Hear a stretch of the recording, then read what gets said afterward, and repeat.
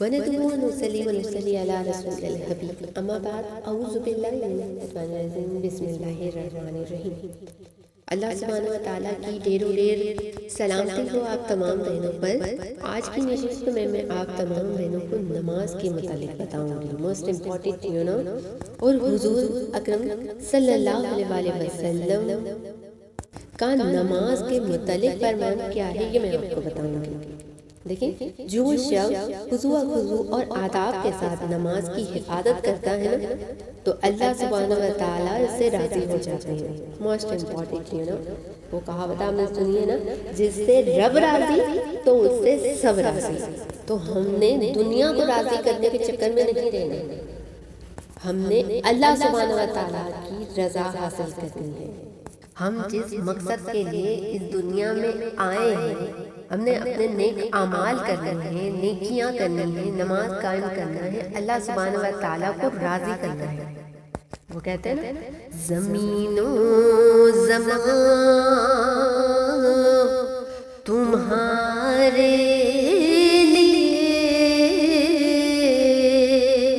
مکین و مکان تمہارے ہم آئے یہاں تمہارے لیے، کل اٹھیں گے وہاں تمہارے لیے۔ زمین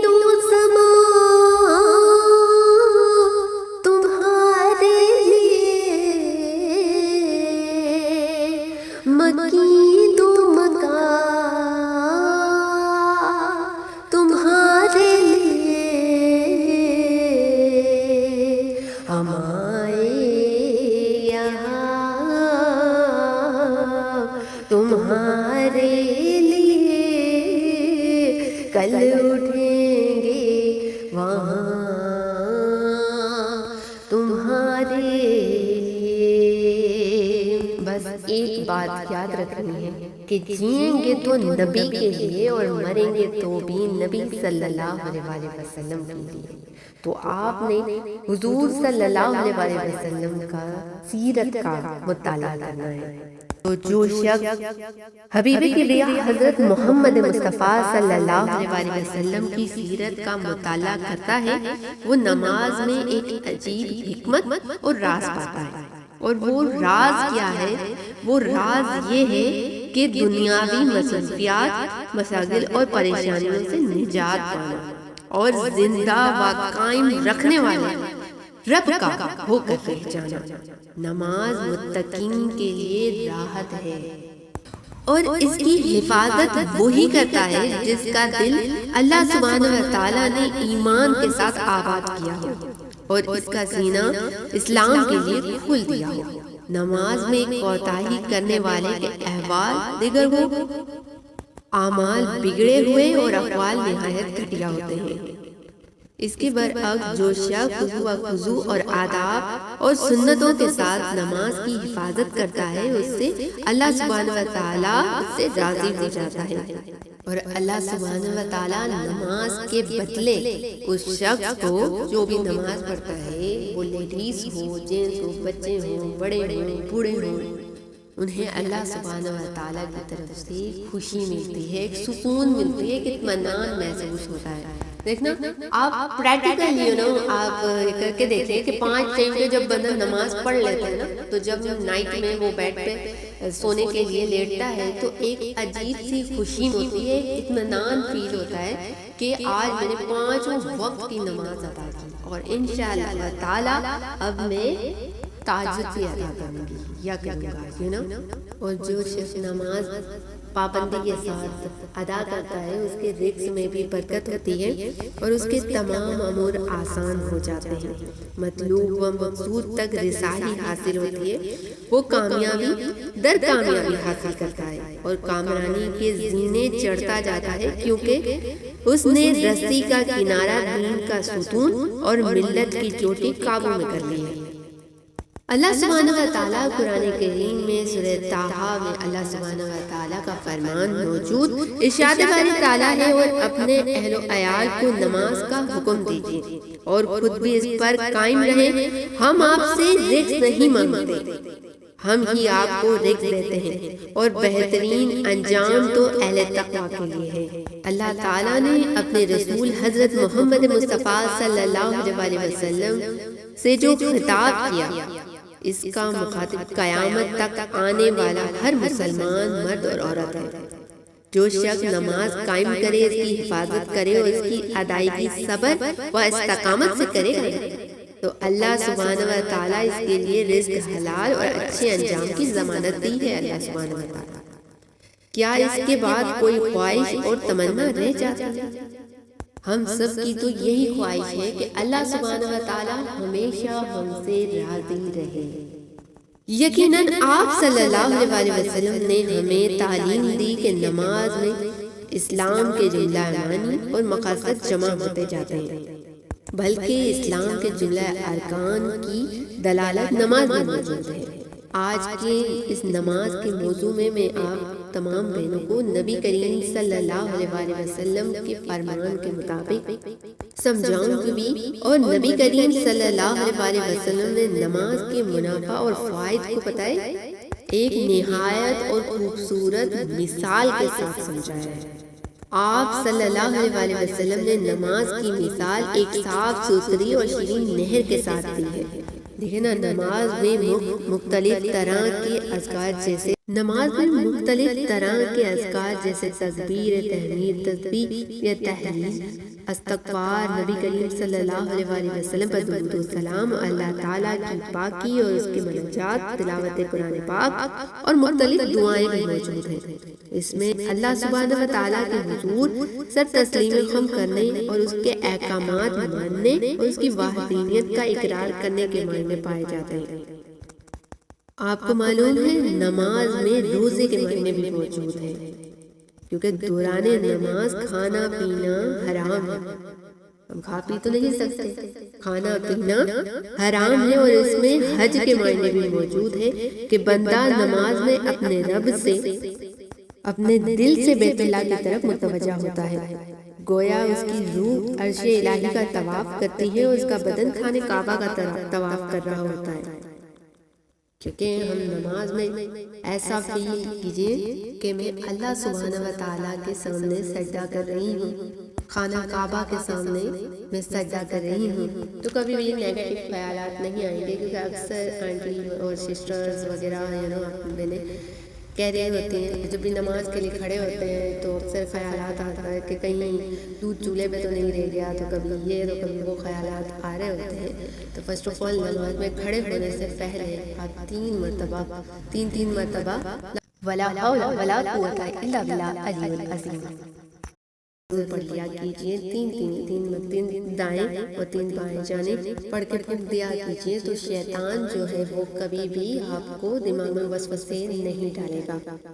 نماز میں صدقے کے معنی بھی موجود ہیں، کیونکہ تسبیح، تحمید، لا الہ الا اللہ اور تکبیر وہ عبادت ہے جس کے ساتھ صدقہ کیا جاتا ہے، جیسا کہ آپ صلی اللہ علیہ وسلم نے فرمایا۔ صحیح مسلم شریف صلوات مسافرین حدیث نمبر 720 میں موجود، آپ صلی اللہ علیہ وسلم نے فرمایا ہر تسبیح صدقہ ہے، ہر الحمدللہ کہنا صدقہ ہے، ہر لا الہ الا اللہ کہنا صدقہ ہے اور ہر اللہ اکبر کہنا صدقہ ہے۔ اور نماز میں جہاد کے معنی بھی موجود ہے کہ بندہ اپنے وقت، ذہن اور روح کی قربانی دیتا ہے جب وہ نماز میں کھڑا ہوتا ہے، کیونکہ وہ عرش عظیم کے رب کے حضور کھڑا ہوتا ہے اور اس کی روح اپنے خالق کی طرف متوجہ ہوتی ہے، وہ اپنے دل سے اپنے مولا کی طرف مائل ہوتا ہے۔ یہ ساری بات جو میں آپ لوگوں کے سامنے بیان کر رہی ہوں، اگر کسی کے متعلق یہ انہیں سوچیں گے تو نماز میں بھی جو ہے وہ دل لگے گا زیادہ سے زیادہ، کیونکہ اس میں روزے کے معنی بھی ہے، حج کے معنی بھی ہے، صدقے کے معنی ہے، جہاد کے معنی موجود ہیں۔ اب یہ ساری چیزیں ہم جب نماز میں کھڑے ہوتے ہیں تو ہمیں ان کا ثواب مل رہا ہوتا ہے۔ نماز میں زائد کے معنی بھی موجود ہیں، کیونکہ جو بندہ دوران نماز دنیا سے لا تعلق ہو جاتا ہے، اپنے اہل و عیال اور مال کو چھوڑ دیتا ہے، اپنے کام کاج کو ترک کر دیتا ہے اور دنیا جہاں سے منہ موڑ کر پوری توجہ سے اللہ سبحانہ و تعالیٰ کی طرف متوجہ ہو جاتا ہے۔ اور نماز میں اخلاص کے معنی بھی موجود ہے، کیونکہ اس میں بندے اور رب کے درمیان مناجات اور ایسے اسرار اور رموز ہیں جنہیں اللہ سبحانہ و تعالیٰ کے سوا کوئی نہیں جانتا، جیسے طہارت اور وضو۔ اگر اللہ تعالیٰ کی نگرانی کا احساس نہ ہو تو بندہ تو وضو کے بغیر ہی نماز کے لیے کھڑا ہو جائے، لیکن یہ احساس ہے کہ میں رب کے آگے سجدے میں جا رہا ہوں تو میں صفائی ستھرائی کا اہتمام کرتا ہوں۔ اگر ہم کسی کے گھر جاتے ہیں، کسی ایونٹ پہ جاتے ہیں تو نارملی تیار ہو کے جاتے ہیں نا، تو اسی طریقے سے ہی ہے کہ جب ہم نماز کے لیے جاتے ہیں تو وضو بناتے ہیں، صاف ستھرے کپڑے پہنتے ہیں، کیونکہ ہم اللہ سبحانہ و تعالیٰ کے آگے سجدہ کر رہے ہیں۔ حضرت علی رضی اللہ عنہ فرماتے ہیں کہ میں اللہ سبحانہ و تعالیٰ کو اس لیے سجدہ کرتا ہوں کیونکہ وہ لائق ہے، کیونکہ وہ قادر ہے ہر چیز پر، قادر ہے وہ تقدیر پہ، کیا کیا نہیں کرتا، دیتا ہے سہارا کبھی تنہا نہیں رکھتا، اللہ تو دشمن کو بھی دھوکا نہیں رکھتا۔ تو ہم نے اپنی نماز میں محنت کرنی ہے، دل لگانا ہے اور بچوں کو ایسی تربیت دینی ہے نماز کی، جیسے غوث اعظم دستگیر رحمۃ اللہ علیہ کی والدہ محترمہ نے انہیں دی، غریب نواز کی والدہ محترمہ نے انہیں دی۔ اتنی چھوٹی سی عمر میں وہ نماز کی طرف متوجہ ہو گئے۔ اللہ تعالیٰ کی نگرانی کا اگر احساس نہ ہو تو بندہ اس کے بغیر ہی نماز پڑھے، کیونکہ بعض اوقات وہ اکیلا نماز پڑھتا ہے، اسے اللہ کے سوا کوئی نہیں دیکھتا، کبھی رات کی تاریکی میں نماز پڑھتا ہے اور اس کے مولا پروردگار کے سوا اسے کوئی نہیں دیکھتا۔ نماز میں ایمان کے معنی بھی موجود ہے کہ بلا شبہ اس کی حفاظت صرف وہی کرے گا جو اللہ تعالیٰ، اس کے فرشتوں اور اس کی کتابوں اور اس کے رسولوں، یوم آخرت کی بری تقدیر پر ایمان رکھتا ہو۔ نماز میں احسان کے معنی بھی موجود ہیں کہ تم اللہ کی عبادت ایسے کرو جیسے اسے دیکھ رہے ہو، اور اگر تم اسے نہیں دیکھ رہے تو وہ تمہیں دیکھ رہا ہے، اور اس میں سب سے عظیم معاون نماز ہے۔ آپ صلی اللہ علیہ وسلم نے فرمایا کہ میری آنکھوں کی ٹھنڈک نماز میں رکھی گئی۔ پر غور و فکر ہے جو نماز کے بارے میں آپ صلی اللہ علیہ وسلم نے مروی ہے کہ اسے بار بار دہرائیں اور شعور بیدار کریں، تو آپ اس نتیجے میں پہنچیں گے کہ کوزے میں دریا بد کر دیا، یعنی اس میں ایسی پوری زندگی کا خلاصہ موجود ہے کہ آپ صلی اللہ علیہ وسلم نے اس فرمان میں، اگر آپ اس حضور پاک صلی اللہ علیہ وسلم کے فرمان پر ہی غور کریں نا، تو آپ صلی اللہ علیہ وسلم نے اس فرمان میں صرف نماز کا ذکر فرمایا، بیٹا بیٹی بیوی دوست مال یا دنیا کا ذکر نہیں فرمایا، صرف نماز کو اپنی آنکھوں کی ٹھنڈک قرار دیا ہے۔ جب نبی صلی اللہ علیہ وسلم نے ان کلمات کو دل و جان سے نہایت شعور، احساس، ذمہ داری اور محبت کے ساتھ ادا کیا تو آپ کی آنکھوں کی ٹھنڈک، روح کی تسکین اور دل کا قرار نماز کے سوا کوئی چیز نہ بنی۔ آپ کو شریعت صدر بھی اسی سے حاصل ہوا۔ رسول اللہ صلی اللہ علیہ وسلم نے فرمایا میری آنکھوں کی ٹھنڈک نماز میں رکھی گئی ہے۔ رسول اللہ صلی اللہ علیہ وسلم کے فرمان کو ہم سفر بنائیں۔ اللہ نے انسان کو جو فہم، فراست اور ادراک و شعور دیا ہے، اسے پوری طرح استعمال کرتے ہوئے غور و فکر کریں تو یہ جان لے گا انسان کے نماز مسلمان کی زندگی میں یقیناً اضافے اور نقصانات میں مدد کرنے والی ہے۔ یہ برکت کا وہ چشمہ ہے جو کبھی نہیں سوکھتا۔ یہ روشنی، اطمینان اور سکون کی صاف ستھری شیرین بہتی ہوئی نہر ہے۔ اس کی وجہ یہ ہے کہ نماز اسلام کے تمام مقاصد کا مجموعہ ہے۔ یہ نمازیوں کی آنکھوں کی ٹھنڈک، سجدہ کرنے والوں کے لیے خوشخبری اور حمدن اللہ کی عبادت میں لگے اطاعت گزاروں کے لیے مبارک ہے۔ یقیناً آپ صلی اللہ علیہ وسلم نے ہمیں تعلیم دی کہ نماز نفس کی اصلاح کرنے والی، ابلیس کے خطرات، شکوک و شبہات دور کرنے والی اور اس کے نشان قدم پر چلنے سے بچانے والی۔ اسی لیے اللہ سبحانہ و تعالیٰ نے اس کے بارے میں فرمایا اور نماز قائم کیجیے، یقیناً نماز بے حیائی، برے کاموں سے روکتی ہے اور بلا شبہ اللہ کا ذکر تو سب سے بڑی چیز ہے اور اللہ جانتا ہے جو کچھ تم کرتے ہو۔ بلا شبہ جب نماز خضوع سے ادا کی جائے تو یہ خواہشات نفس کو کچلنے والی، دل کو ضلالت گمراہی سے بچانے والی اور اعضاء کو بے حیائی کے کاموں سے بچانے والی ہے۔ اس میں تعظیم، سادگی اور زندگی مرتب کرنے کی تربیت بھی ہے اور اس میں ترتیب اور رتب بھی ہے جو اللہ تعالیٰ کے بغیر ممکن نہیں۔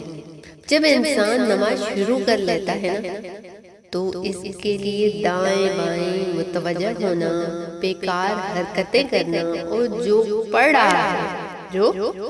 رہا ہوتا ہے اس کے علاوہ کچھ بھی سوچنا جائز نہیں۔ اس طرح نماز کے دوران اذکار اور دعاؤں کے علاوہ وہ کام کرنا، لاغو گفتگو کرنا، کھانا کھانا، پینا، ہنسنا، مذاق کرنا بھی ناجائز ہے۔ نماز تو صرف اور صرف خضوع اللہ کے ذکر، اس سے مناجات اور پوری توجہ سے دعا اور التجا کرنے کا نام ہے۔ نماز اوقات کو مرتب اور معاملات زندگی کو منظم کرنے والی ہے۔ سیدنا ابن مسعود رضی اللہ عنہ سے روایت ہے کہ میں نے رسول اکرم حضرت محمد مصطفیٰ صلی اللہ علیہ وسلم سے سوال کیا کہ کون سا عمل افضل ہے، تو آپ صلی اللہ علیہ وسلم نے فرمایا نماز کو اس کے وقت پر پڑھنا۔ پھر میں نے پوچھا یا رسول اللہ صلی اللہ علیہ وسلم اس کے بعد کون سا عمل؟ آپ صلی اللہ علیہ وسلم نے فرمایا کہ والدین کے ساتھ حسن سلوک کرنا۔ اس کے بعد پھر میں نے پوچھا یا رسول اللہ صلی اللہ علیہ وسلم اس کے بعد کون سا؟ تو آپ صلی اللہ علیہ وسلم نے فرمایا اللہ کی راہ میں جہاد کرنا۔ غور کریں کس طرح آپ صلی اللہ علیہ وسلم نے نماز کو تمام اعمال سے مقدم رکھا اور اسے اطاعت کے کاموں میں سب سے اول قرار دیا۔ یہ سب سے عظیم عبادت ہے اور اللہ کے قرب کا افضل ذریعہ ہے۔ جو اسے وقت پر ادا کرے گا تو نماز اس کی آنکھوں کی ٹھنڈک بن جاتی ہے۔ حضرت سیدنا عبداللہ بن عمر رضی اللہ عنہ سے مروی ہے کہ رسول اکرم صلی اللہ علیہ وسلم نے فرمایا اسلام کی بنیاد 5 چیزوں پر ہے۔ نمبر 1 اس بات کی شہادت دینا کہ اللہ کے سوا کوئی معبود حقیقی نہیں، اور یہ کہ سیدنا محمد حضرت محمد مصطفیٰ صلی اللہ علیہ وسلم اللہ کے رسول ہیں، اور نماز قائم کرنا، زکوٰۃ ادا کرنا، حج کرنا اور رمضان المبارک کے روزے رکھنا۔ اور ان قریب رمضان المبارک کا مہینہ بھی آ رہا ہے۔ اللہ سبحانہ و تعالیٰ سے دعا ہے کہ اس ماہ مبارک میں ہمیں زیادہ سے زیادہ نیکیاں کرنے اور زیادہ سے زیادہ ثواب حاصل کرنے کی توفیق عطا فرمائے، کیونکہ ہم نیکی کریں گے تبھی تو ہمیں ثواب ملے گا نا۔ تو جتنا ہو سکے لوگوں کی مدد کیجیے، ضرورت مند کی مدد کیجیے، اللہ کی راہ میں ضرورت مند کی مدد کیجیے، لوگوں کے لیے آسانیاں پیدا کیجیے۔ آپ صلی اللہ علیہ وسلم نے ہمیں نماز کے منافع اور فائدے ایک نہایت خوبصورتی تصوراتی مثال کے ساتھ سمجھائے ہیں۔ آپ صلی اللہ علیہ وسلم نے نماز کی مثال ایک صاف ستھری اور شیرین نہر کے ساتھ دی ہے، جس میں انسان ہر روز 5 مرتبہ غسل کرے تو اس کا میل کچیل ختم ہو جاتا ہے اور وہ بالکل پاک صاف ہو جاتا ہے۔ اس طرح نماز اس کے گناہ ختم کر دیتی ہے اور وہ گناہوں سے پاک و صاف ہو کر نکلتا ہے۔ آپ صلی اللہ علیہ وسلم نے ہمیں بشارت دی کہ نماز اہل توحید کی آنکھوں کی ٹھنڈک، عبادت گزاروں کے لیے دلوں کی رونق، ڈرنے والوں کے لیے پناہ گاہ اور ہر گناہ گار کے لیے سفینہ نجات ہے۔ یہ طہارت، کفارہ اور روشنی ہے۔ نبی کریم صلی اللہ علیہ وسلم نے بتایا کہ سجدوں کی کثرت سے اللہ کے یہاں بندے کے درجات بلند ہوتے ہیں۔ چنانچہ آپ صلی اللہ علیہ وسلم نے فرمایا، تم اللہ کے حضور کثرت سے سجدہ کیا کرو، کیونکہ تم اللہ کے لیے جو بھی سجدہ کرو گے اللہ سبحانہ و تعالیٰ اس کے نتیجے میں تمہارا درجہ ضرور بلند کرے گا، تمہارے گناہوں کو معاف فرما دے گا۔ ایک اور موقع پر آپ صلی اللہ علیہ وسلم نے فرمایا، جو مسلمان وضو کرے، اچھی طرح وضو کرے، پھر نماز پڑھے تو اس کے وہ گناہ معاف کر دیے جاتے ہیں جو اس نماز اور اگلی نماز کے درمیان ہوں گے۔ آپ صلی اللہ علیہ وسلم نے ہمیں نماز کی عظیم اجر کی بشارت دی اور بتایا کہ اس سے طہارت حاصل ہوتی ہے اور گناہوں کی بخشش ہوتی ہے۔ چنانچہ آپ صلی اللہ علیہ وسلم نے فرمایا، جس مسلمان کی بھی فرض نماز کا وقت ہو جائے، پھر وہ اس کے لیے اچھی طرح وضو کرے، اچھی طرح نماز ادا کرے اور احسان انداز سے رکوع کرے تو وہ نماز اس کے پچھلے گناہوں کا ضرور کفارہ ہوگی، جب تک وہ کبیرہ گناہ نہیں کرتا، اور یہ بات ہمیشہ کے لیے ہے۔ نبی کریم صلی اللہ علیہ وسلم نے ہمیں یہ بشارت دی ہے کہ مسجد کی طرف آنے جانے والے ہر نمازی کے لیے جنت میں مہمانی تیار کی جاتی ہے۔ چنانچہ آپ صلی اللہ علیہ وسلم نے فرمایا، جو شخص مسجد کی طرف صبح و شام بار بار آتا جاتا ہے تو اللہ سبحانہ و تعالیٰ جنت میں اس کی مہمانی تیار کرتا ہے، جب بھی وہ صبح یا شام مسجد میں آتا اور جاتا ہے۔ اس لیے جو شخص چاہتا ہے کہ اللہ سبحانہ و تعالیٰ اس کی حفاظت اور دستگیری کرے تو اسے نمازوں کی حفاظت کرنی ہوگی۔ ہر نماز وقت پر ادا کرنی چاہیے، کیونکہ یہ ایک مضبوط قلعہ اور حفاظتی اشارہ ہے۔ تو آپ تمام بہنوں سے التماس ہے کہ آپ گھر میں 5 ٹائم کی نماز ادا کیجیے، پابندی کے ساتھ تہجد پڑھیے، نفل نماز ادا کیجیے اور زیادہ سے زیادہ آقا دو عالم صلی اللہ علیہ وسلم پر درود و سلام کی عادت ڈالیے۔ اللہ سبحانہ و تعالیٰ سے دعا ہے کہ ہمارا پڑھنا قبول و مقبول فرمائے اور تلفظ میں، ادائیگی میں، زبر زیر پیش میں اگر کوئی غلطی ہو گئی ہو تو رب تعالیٰ کی بارگاہ رحمت میں ہاتھ جوڑ کر معافی مانگتی ہوں۔ وآخر دعوانا الحمدللہ رب العالمین، برحق لا الہ الا اللہ محمد رسول اللہ صلی اللہ علیہ وسلم۔